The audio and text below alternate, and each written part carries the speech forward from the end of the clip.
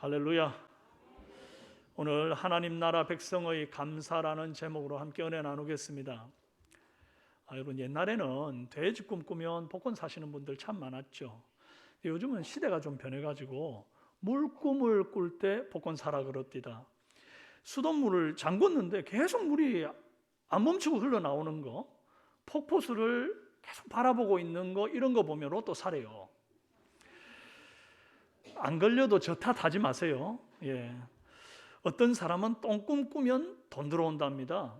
용꿈, 호랑이 꿈 꾸면 이게 큰 힘을 낳는 태몽이래요. 사람이 너무 뭔가 골몰하게 생각을 하면 그것이 꿈에 나온다 그러잖아요.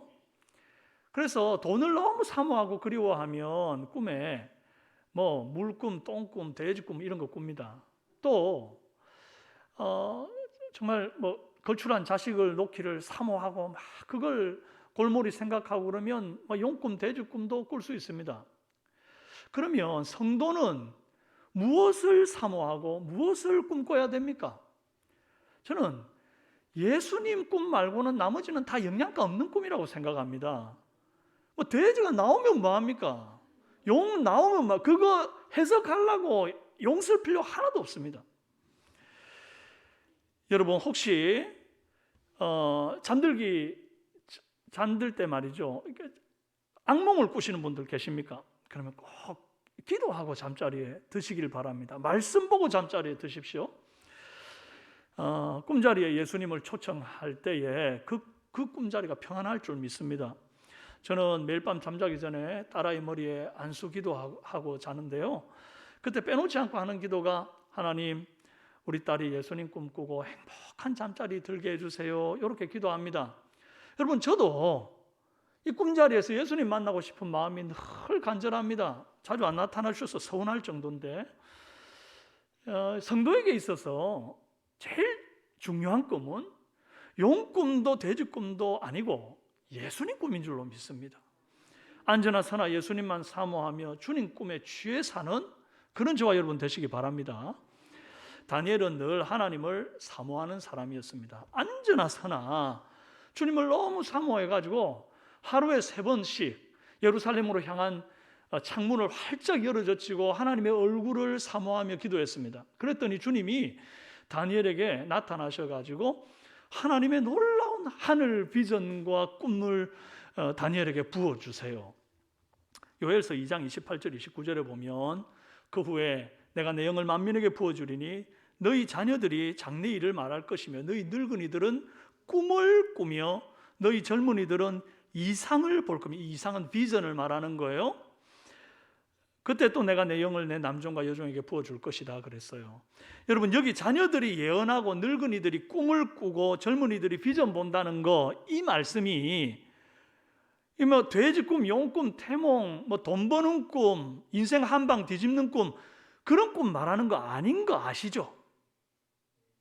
몰랐습니까? 혹시 그런 꿈 말하는 줄 알고 계셨습니까? 그래가지고 돼지 꿈 꾸면 이게 하나님 주신 꿈이라고 생각한 분 계십니까? 아닙니다. 그런 꿈 아닙니다.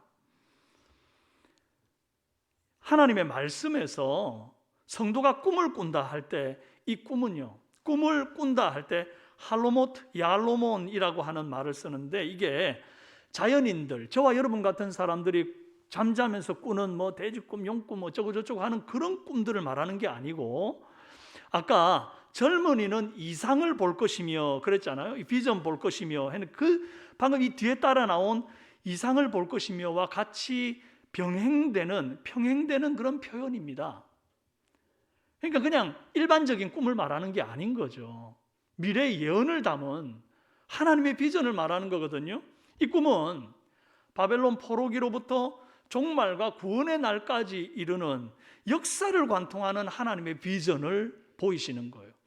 그리고 세상 나라의 흥망성쇠는 하나님의 손에 달렸다는 것을 보여주는 꿈이기도 하고, 세상 나라에서 받는 성도들의 고난과 핍박과 환난이 영원하지 않고 언젠가는 주님이 오셔서 심판하시고 하나님 나라의 주인이 되도록 우리를 붙들어 주신다는 그 희망과 예고의 꿈이 바로 주님이 우리에게 주시는 비전의 꿈인 것입니다. 오늘 우리는 주님이 보여주시는 이 역사의 파노라마 같은 꿈을 통해서 성도가 감사해야 될 조건들을 좀 발견하기를 원해요. 첫째로, 물으면 답해 주시는 분이 계심을 감사하라. 함께 읽습니다. 시작. 물으면 답해 주는 분이 계심을 감사하라. 자, 그럼 하나님께서 다니엘에게 보이신 환상을 좀 간단히 살펴보겠습니다. 바벨론의 벨사살 왕 원년에 꾼 꿈이고, 이게 환상입니다. 네 짐승이 큰 바다에서 올라오는 꿈이에요. 첫 번째 짐승은 사자처럼 생겼는데 독수리 날개가 달렸어요. 둘째 짐승은 곰같이 생겼는데 큰 갈빗대 3개를 이빨에 물고 있습니다. 이미 무언가를 거하게 잡아먹은 듯한데 어딘가에서 음성이 들리기를 많이 먹으라 그러는 거예요. 아니, 이미 많이 먹었는데 더 잡아먹으라는 거예요. 그 후에 셋째 짐승이 또 올라오는데 몸은 표범, 머리도 표범 머리가 4개, 그리고는 새 날개가 4쌍이 이렇게 달려있는 겁니다. 권세를 또한 받았대요. 이후에 마지막 4번째 짐승이 나오는데 제일 무섭게 생겼습니다. 쇠로 된 이빨이 있어가지고 닥치는 대로 막 물고 부서뜨리고 먹고 남은 것은 막 짓밟고 그런다는 거예요. 그리고 10개의 뿔이 있었습니다. 그러다가 작은 뿔 하나가 그 뿔 사이를 비집고 확 나오는데 이 뿔 3개가 빠지기도 하고, 또 그 뿔에 눈이 있고 입이 있어가지고 막 큰 말을 하고 막 이런 요상한 꿈을 꾼 겁니다. 참 희한한 꿈이죠. 이 무슨 동물농장 같지 않습니까?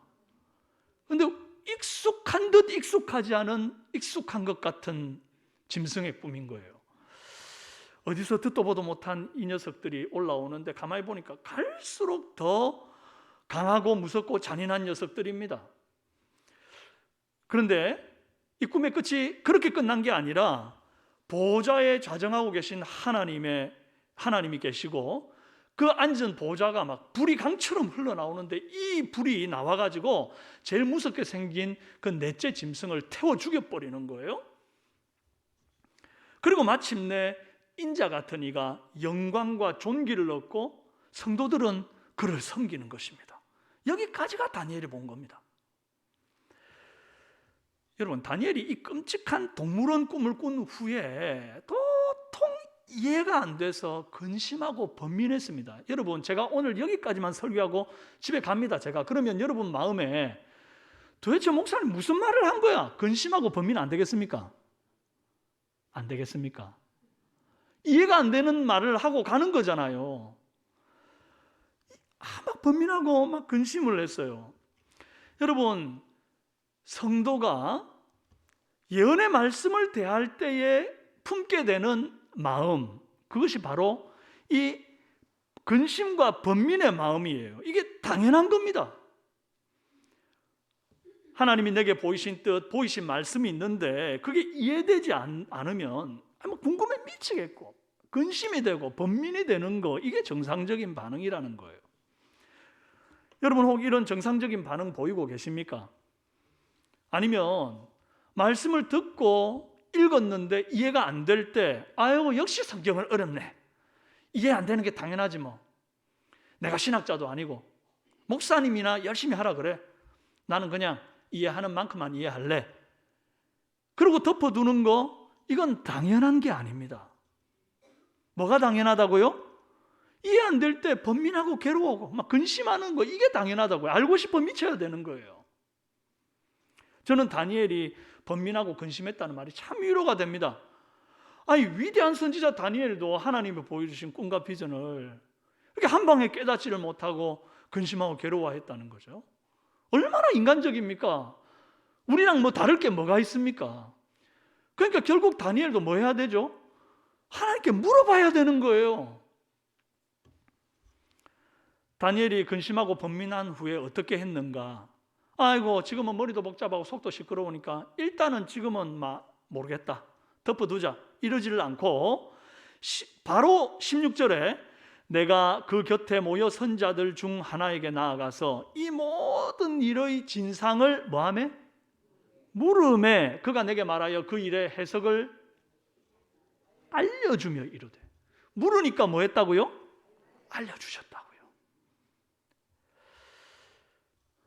아니, 물었더니 야, 너 선지자 몇 년 차인데 이것도 몰라서 묻냐? 손바닥 내. 그러고 맴매하지를 않았습니다. 물었더니 기다렸다는 듯이 알려주시는 거예요. 여러분, 모르는 거 묻기를 두려워하면 안 됩니다. 그거 다 내 손해입니다. 수학 문제 풀다가 모르면 여러분 어떻게 하십니까? 모르고 덮어뒀다가는 나중에 시험 망치고 선생님한테 혼나고 집에 가서 부모님들한테 또 혼납니다. 그러니 모를 때는 전과를 뒤져서라도 풀이 과정을 깨닫고 답을 찾아내야 되는 겁니다. 그게 다 나를 위한 거죠. 다니엘이 물었더니 마치 묻기를 기다렸다는 듯이 즉시 그 자리에서 해석을 알려주시오죠. 그리고 19절 말씀에 내가 넷째 짐승에 관하여 확실히 알고자 하였으니, 분명히 주님이 해석을 주시기는 했는데 이게 넷째 짐승에 대한 것이 아무래도 이해가 좀 덜 되는 거예요. 그래서 다니엘이 더 확실히 알고자 해가지고 다시 묻습니다. 재차. 여러분, 어설프게 아는 거 이거 참 위험한 겁니다. 확실히 알고자 했더니 자세히 알려주시는 이 과정을 한번 보십시오. 세상에서 제일 위험한 게 어설프게 아는 거죠. 차라리 모르면 배우기라도 할 텐데 안다고 생각하니까 배울 마음도 없고 또 안다고 생각하고 함부로 건드리다가 터지는 거예요. 다니엘 보세요. 1차적으로 설명 들었어도 확실히 알고자 하는 열정으로 재차 묻는 거예요. 하나님의 말씀은 여러분 확실히 알아야 됩니다. 왜냐하니까 이 말씀을 확실히 알아야 내가 살고 내 가정이 살고 내가 복음 전하는 그가 사는 겁니다. 그러니까 여러분 모르거든 여러분 안에 내주하시는 성령님께 일단 물어보세요. 묵상으로 물어보십시오. 그래도 모르겠거든 우리 매일 성경 왼편에 있는 묵상편을 한번 찬찬히 읽어보십시오. 그래도 모르겠거든 여러분 집에 백과사전 성경사전 한 권씩은 다 있으시죠? 다 있으시죠? 집에 영어사전은 있고 성경사전은 없다 그러신 분들은 당장 가셔가지고 사전 한 권 사십시오. 막 비싸도 안 합니다. 조그만 거 사전 하나 사놓으면 이해되지 않는 단어나 구절들 살짝만 넘겨봐도 아 이런 거구나 알게 될 겁니다. 영어 공부보다 성경 공부를 낮추어 보지 마시고 그냥 막 목사님한테 들으면 되지 그러지 마시고 꼭 여러분의 열심으로 여러분의 열정으로 한번 좀 찾아보시는 은혜 있기를 바라요. 그래도 모르겠다 그러실 때는 목회자들에게 얼마든지 가지고 오셔서 물어보시고 답을 얻고 마음의 근심과 번민이 사라지는 은혜가 있기를 바랍니다. 알려주신 해석을 이제 한번 보겠습니다. 내 짐승은 세상에 일어날 내 나라고 짐승의 뿔은 나라의 왕이랍니다. 지금 그림 보이시죠? 이 내 짐승의 꿈은 과거 느부갓네살 왕이 꾼 우상의 꿈과 같은 맥락의 꿈입니다. 먼저 지금 다니엘이 꾼 꿈에 내 짐승 나왔는데 그중에 첫 번째 짐승이 사자 몸에 독수리 날개를 한 바벨론이라는 나라입니다. 이게 느부갓네살 꿈에 있는 신상의 머리에 해당되는 금머리에 해당되는 부분이에요. 메소포타미아 지역을 무력으로 통치하고 있는 강력한 나라기는 하지만 앞으로 훗날 페르시아에 의해 멸망당할 겁니다. 날개가 뽑혀버린 나라, 더 이상 비상할 수 없는 바벨론의 운명을 상징하고 있는 것이 저 날개가 뽑힌 사자의 모습입니다. 그 다음에 곧이어 나오는 곰, 이게 개걸스럽게 고기를 먹듯이 바벨론을 무너뜨리고 메소포타미아 지역을 집어삼킨 페르시아 제국을 상징합니다. 자, 그 다음에 4개의 날개를 가졌고 표범머리에다가 이제 표범머리를 가진 4개의 표범머리를 가진 이 짐승. 이 얼마나 빠르겠습니까? 표범이 빠른데 날개 4개까지 달렸으니까. 이 날개 달린 표범은요 굉장히 빠른 속도로 페르시아를 무너뜨리고 이집트까지 영토를 확장한 그리스 헬라 제국을 뜻합니다. 그리스의 알렉산더가 전 세계를 제패하고 32세에 갑자기 후계자를 남기지 않고 요절해 죽습니다. 그러고 난 이후에 4명의 장수들이 이 헬라 제국을 나누어 가지거든요. 그래서 표범머리 넷, 새 날개 넷, 이 4명이 나누어 가진 것을 의미하는 것을 말합니다. 그리고 마지막에 나온 쇠로 된 큰 이가 있어서 먹고 부수는 강력한 짐승은 가장 강력한 로마 제국을 뜻합니다. 이게 신상으로 따지면 철 다리에 해당되는 부분이에요. 로마 제국은 마치 이 철다리에 해당되는 동상의 그 두 다리처럼 동로마와 서로마로부터 시작해가지고 10발가락, 즉 이 짐승의 10개 뿔이 있는 것과 같이 10지역으로 연장되어 성장합니다. 10뿔과 3뿔, 그리고 마지막 작은 뿔은 이 로마 제국의 여러 통치자들을 상징하는 거예요. 아유, 빨리 지어주셔서 감사합니다. 꿈에 나올까 봐 무섭죠, 그죠? 주님은 미래 세계 판도를 하룻밤 꿈에 담아서 다니엘에게 보여주신 겁니다. 그리고 그 꿈의 마지막 대미는 심판주이신 하나님께 온 열방이 경배하며 인자 같으시니 예수 그리스도께서 영광을 얻으시는 것으로 끝이 납니다. 느부갓네살 왕이 꾼 그 금신상의 꿈은 사람이 손으로 되지 않은 뜨인 돌이 날아와가지고 그 신상을 부수고 태산보다 높아지지 않습니까? 그것이 바로 사람이 손으로 하지 아니하는 뜨인 돌, 바로 예수 그리스도, 우리의 모퉁이 돌 되시고 반석이 되신 예수 그리스도를 의미하는 거죠. 그분의 나라가 도래하는 것을 의미하는 거죠. 같은 맥락이잖아요. 여러분, 주님은 미래 세계를 예언하는 이것을 담아서 다니엘에게 보여줬는데, 보세요, 해석이 없을 때는 끔찍한 동물원 꿈이었던 것이 해석되는 순간 놀라운 예견이자 비전으로 바뀌잖아요. 여러분, 때때로 우리는 하나님 말씀 듣다가도 이해하지 못해가지고 마음이 근심하고 번민할 때가 있습니다. 다니엘도 번민하는데 뭐 저와 여러분이라고 별 수 있겠습니까? 그때마다 여러분 누구한테 해석을 구할 겁니까? 바벨론 왕들처럼 뭐 박사와 술객과 점쟁이들한테 해답 구할 겁니까? 다니엘처럼 여호와께 나와 부르짖어 구하는 은혜 있기를 바랍니다.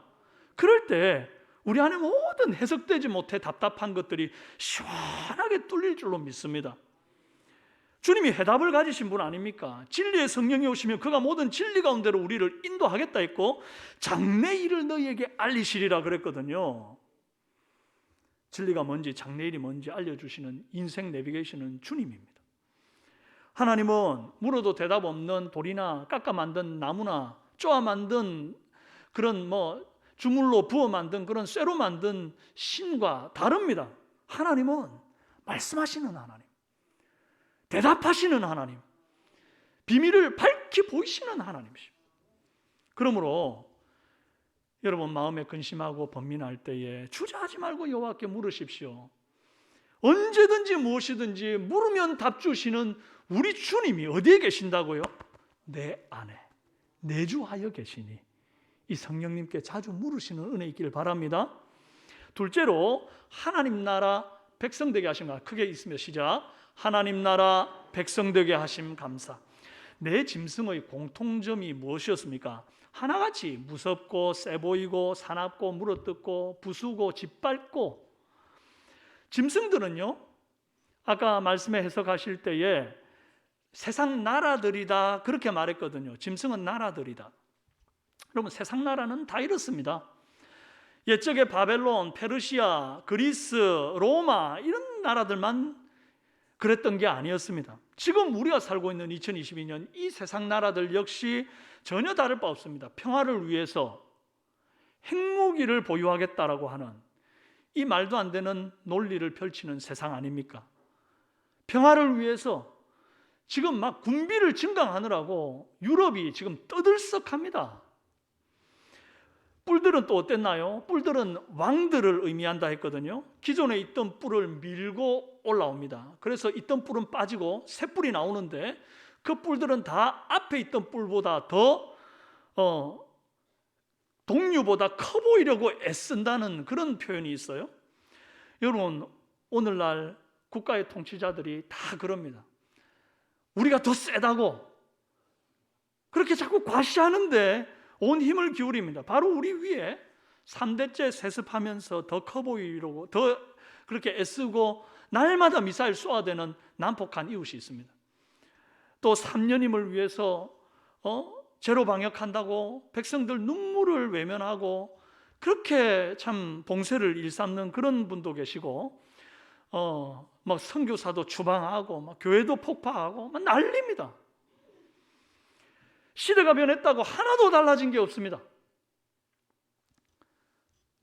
짐승의 나라, 그 나라의 뿔들 여전히 똑같습니다. 그때나 지금이나. 힘없는 백성들을 향해 무섭게 억압하고 물어뜯고 짓밟는 짐승이고, 그 나라의 꼭대기에 앉아서 백성들에게 소리만 치는 뿔들일 뿐입니다. 저는 여기서 궁금한 게 있습니다. 왜 이렇게 사나운 짐승들이 한 마리도 아니고 4마리씩이나 자꾸 올라오나요? 4마리나 기어 올라오도록 왜 하나님은 허락하고 계시나요? 내버려 두셨나요? 여러분, 이거 안 궁금합니까? 한 마리 되는 이 사자 몸에 독수리 날개인 이 바벨론이 있을 때, 그때 하나님이 딱 보호자로 임하셔가지고 말이죠, 불로 확 싸질러서 심판해버리고 하나님 나라 임하고, 그래서 우리가 영원토록 주님 앞에서 이렇게 찬송하고 영광을 돌리면 얼마나 좋겠습니까?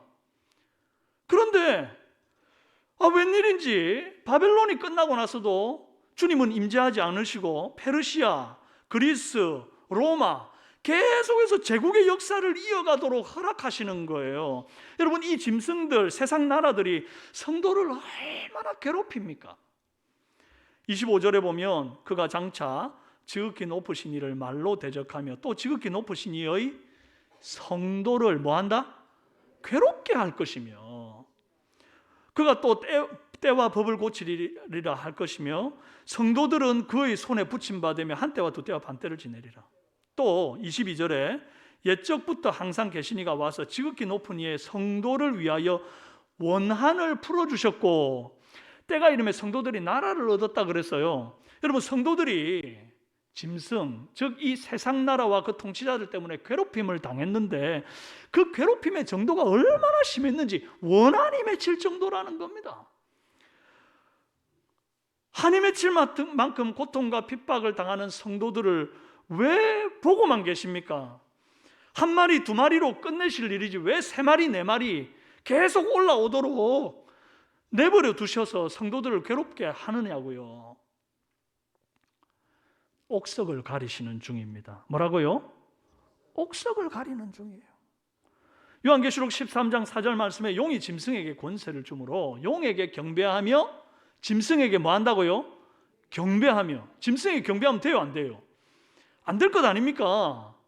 그런데 세상 나라가 막 권세를 갖고 휘두르기도 하고 막 유혹도 하고 막 이러니까 그 짐승에게 경배하는 자들이 나타나기 시작하는 겁니다. 또 요한계시록 13장 8절에서 10절, 죽임을 당한 어린 양의 생명책에 창세 이후로 이름이 기록되지 못하고 이 땅에 사는 자들은 다 그 짐승에게 경배하리라. 누구든지 귀가 있거든 들을지어다. 사로잡힌 자는 사로잡혀 갈 것이요 칼에 죽는 자는 마땅히 칼에 죽을 것이니 성도들의 인내와 믿음이 여기 있느니라. 세상 나라가 권세를 쥐고 막 성도들을 쥐락펴락하는 겁니다. 겁을 주기도 하고 유혹도 해가지고 결국 어떻게 만드느냐? 용, 짐승에게 경배하게 만드는 거예요. 이때 이 세상 나라, 이 짐승 권세 경배하지 않고 굴복하지 않고 끝까지 믿음을 지키는 이것을 보면 성도 안에 인내와 믿음이 있는지가 증명이 되더라는 거예요. 옥석을 가려내는 중인 거예요. 이 짐승들이 계속 나오면서 다음 세대로 이어가면서 하나님의 백성들을 가려내는 겁니다.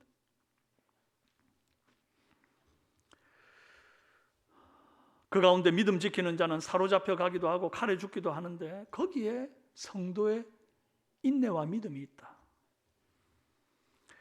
여러분, 이 짐승 권세 유혹에 굴복하지 않고 남은 자들에게는 기다리는 큰 상이 있습니다. 요한계시록 21장 7절 함께 읽습니다. 시작.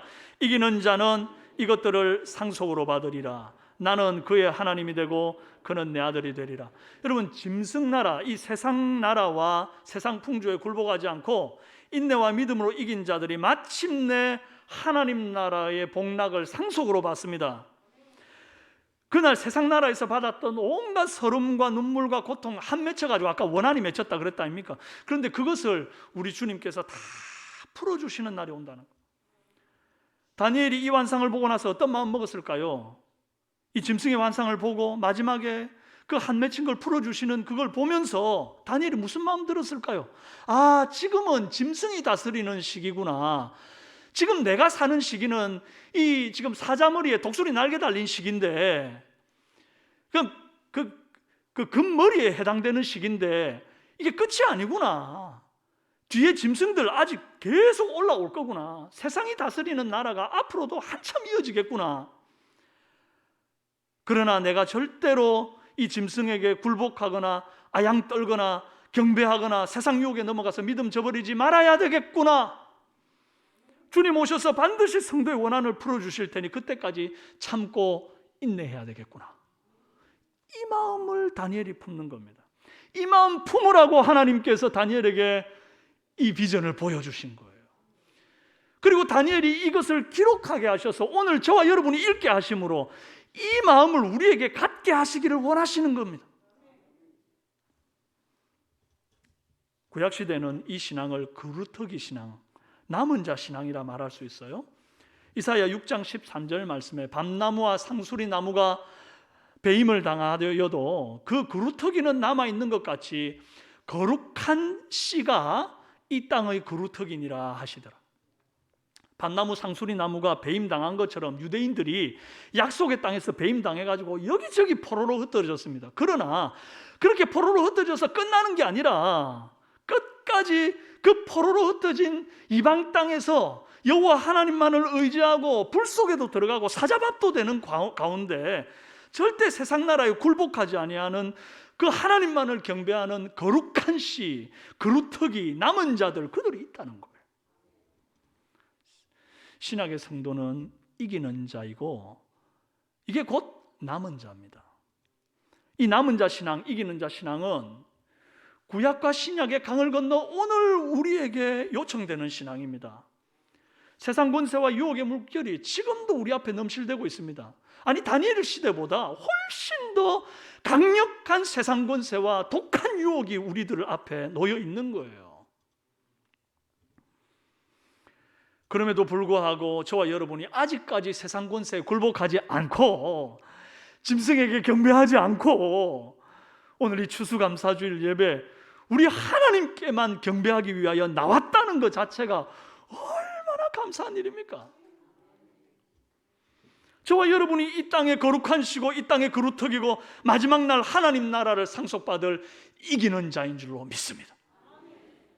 내가 뭐라고 하나님이 많고 많은 사람 가운데 택해가지고 남은 자 되게 하십니까? 감사할 뿐입니다. 자, 그러면 이 남은 자가 품어야 될 마음 한 가지만 나누고 마칠게요. 저는 때가 이름에 성도의 원한을 풀어주셨다 하는 이 말씀이 내내 머리를 떠나지 않는 거예요. 짐승이 권세를 잡고 흔드는 세상 속에서 예수 믿는 성도들이 왜 이 땅을 살아가면서 마음에 원한이 쌓일까? 속 시원하게 할 말 못하고 억울한 일 당해도 보복하지를 못하니까 원한이 쌓이는 것 아닙니까? 내가 찾아가가지고 그냥 막 할 말 다 해버리고 막 욕할 것 다 시원하게 해버리고 막 싸움하고 머리채 잡고 흔들면 원한 쌓일 게 뭐가 있습니까? 안 그렇습니까? 그러면 주님 앞에 갔는데 주님이 내 안에 풀어줄 원한이 남아있습니까? 안 남아있습니까? 남아있습니까? 안 남아있습니까? 안 남아있을 것 아닙니까? 그런데 아까 말씀해 봤잖아요. 성도들의 원한을 우리 주님이 마지막 날 풀어주는데 보니까 원한이 없어. 그 성도입니까? 아닙니까? 성도 아닙니다. 성도의 탈을 쓰고 자기 마음대로 자기 하고 싶은 대로 사는 거지요. 할 말 다 하고 할 소리 다 하고 하고 싶은 거 다 하고 먹고 싶은 거 다 먹고 가고 싶은 데 다 가고. 여러분, 성도는 어떤 사람이 성도냐? 할 말이 목구멍까지 올라와도 침 꾹꾹 삼키고 답답한 일이 있어도 기도 자리에 나와 기도하는 게 성도입니다. 고부 간에 갈등이 있어도 예수님 믿으니 참고 시어머니를 예수님 모시듯 하고 또 며느리를 시어머니도 예수님 모시듯 해야 됩니다. 제가 2주 전에 칼 세미나 갔다가 마지막 날 이 사랑의 교회 성도들의 그 가정 순모임을 이끄는 그런 경험을 했는데요. 그 순에 계시던 참 연세 많은 집사님의 간증을 제가 잊을 수가 없습니다. 당신도 어찌하다 보니 나이가 60 중반이 훌쩍 넘었어요. 할머니 소리 듣는데 자식은 이제 다 커서 출가했고 남편도 없고 홀로 된 거예요. 먹고 살아야 되니까 열심히 또 일을 하네요. 그런데 90을 바라보고 있는 90을 바라보고 있는 치매 걸린 엄마를 돌보고 있는 거예요. 얼마나 힘들겠습니까? 직장 일 보고 오는데 엄마는 치매 걸려가지고 막. 그런데 이분에게 가정이 번듯한 두 동생이 있답니다. 남자 동생들이.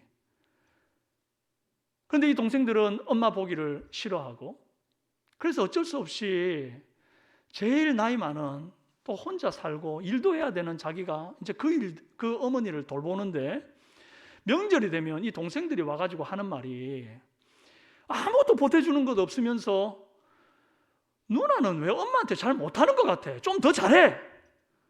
그렇게 타박만 하고 간대요. 정말 진짜 열불나네, 그죠?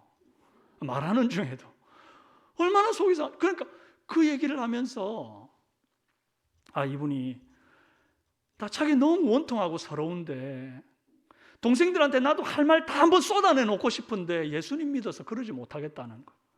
그래가지고 예수님 생각하며 그냥 기도의 자리에 나와서 울며 기도하며 버틴다는 건데, 그 얘기하면서 펑펑 우는데 제 마음이 얼마나 아프던지 몰라요. 여러분, 성도의 원한은 내가 직접 싸워 푸는 게 아닙니다. 왜 할 말 못하겠으면 나도 할 말이 있지. 그러나 그거 하는 거 아닙니다. 누가 풀어주는 거예요? 주님이 풀어주는 겁니다. 여러분, 짐승의 나라에서 살면서 이기는 자 되는 방법은 똑같이 짐승처럼 사납게 물고 뜯고 싸워서 이기는 게 아닙니다. 그 짐승의 나라를 끝장내시는 분의 모습을 한번 보십시오. 더 사나운 짐승의 모습으로 나타났나요? 아닙니다. 다니엘서 7장 13절에 인자 같은 이가 하늘 구름을 타고 와서 옛적부터 항상 계신 이에게 나아가 그 앞으로 인도되매 그랬어요. 여러분, 놀라운 것은 다니엘이 구약시대 사람인데 신약시대에나 등장하는 미래의 예수님을 환상 가운데 본 거예요. 다니엘이 본 이 인자 같은 이는 요한 사도가 계시록의 그 밤모섬에서 봤던 인자 같은 이와 같은 분인 거예요. 요한계시록 1장 13절 14절 말씀, 인자 같은 이가 발에 끌리는 옷을 입고 그의 머리와 털의 희기가 흰 양털 같고 그의 눈은 불꽃 같고 그의 얼굴은 해가 힘있게 비치는 것 같았더라. 그리고 이 인자 같은 이는 어린 양으로도 묘사되는 분입니다. 어린 양, 사납습니까? 무섭습니까? 아닙니다. 더 사납고 무서워야 이기는 게 아닙니다. 거룩하고 순결한 어린 양 예수님이 이 모든 사나운 짐승의 권세를 쪼개어버리고 말이죠. 홀로 영광과 권세와 존귀를 독점하시는 거예요. 그의 권세는 짐승의 권세와는 달리 소멸하지 않는 권세요 멸망하지 않는 나라라 했습니다. 여러분, 우리는 비록 세상에 살지만 짐승의 통치를 받는 사람들이 아닙니다. 우리는 구별된 자들이에요. 우리는 주님께서 그 세상 가운데서 구별해서 우리를 남은 자 되게 하신 자들인 거예요. 그럼 우리는 누구 통치받습니까? 교회의 머리 대신 예수 그리스도, 그분의 통치를 받는, 아까 짐승의 머리들을 받잖아요. 여러분, 짐승의 머리에 통치를 받는 게 아니라 교회의 머리 대신 예수 그리스도의 통치를 우리는 받는 겁니다. 그러면 우리는 짐승처럼 살아야 됩니까? 아니면 어린 양 예수님처럼 살아야 됩니까? 당연히 그리 살아야죠. 할렐루야. 우리 주님 오셔서 우리의 맺힌 원한을 풀어주실 뿐 아니라 소멸되지도 멸망하지도 않을 영원한 나라 주인공 되게 하실 겁니다. 그런 의미에서 우리 큰 소리로 한번 받아합시다. 원한은 내가 푸는 것이 아니라 주님이 풀어주는 것이다. 한 번 더요. 원한은 내가 푸는 것이 아니라 주님이 풀어주는 것이다. 할렐루야. 그러므로 원한과 상처마저도 감사할 것은 마지막 날 영광과 영광과 감사의 훈장이 돼가지고 내가 이 땅에 살면서 예수님처럼 살다가 맺힌 이 원한, 이거 들고 주님 앞에 딱, 그럼 우리 주님께서 그걸 훈장처럼 봐주신다니까요. 그리고 그걸 풀어주시는 날이 오는 거예요. 그날 우리의 눈물 닦아줄 겁니다. 사랑하는 삼성의 남은 자들이여, 힘냅시다. 주님 오셔서 풀어주시는 날까지 끝까지 이기고 견뎌내는 저와 여러분 되기를 바랍니다. 오늘은 추수감사주일입니다. 하나님께서 우리에게 베풀어 주신 온갖 귀한 것들을 감사하는 날이죠. 그 모든 귀하고 좋은 것들 중에서 가장 감사할 제목은 나같이 못난 인간, 짐승 나라에서 구별하여 하나님 나라 백성 되게 하심 감사하고, 몰라서 물어보면 언제든지 무엇이든지 즉시 대답해 주시는 그 좋으신 성령님 내 안에 계심 감사합시다. 저와 여러분의 삶에 원통한 일 많아도, 고난과 핍박이 있어도 다가올 하나님 나라를 상속받을 것을 소망하면서 감사하는 오늘 되기를 주님의 이름으로 축원합니다.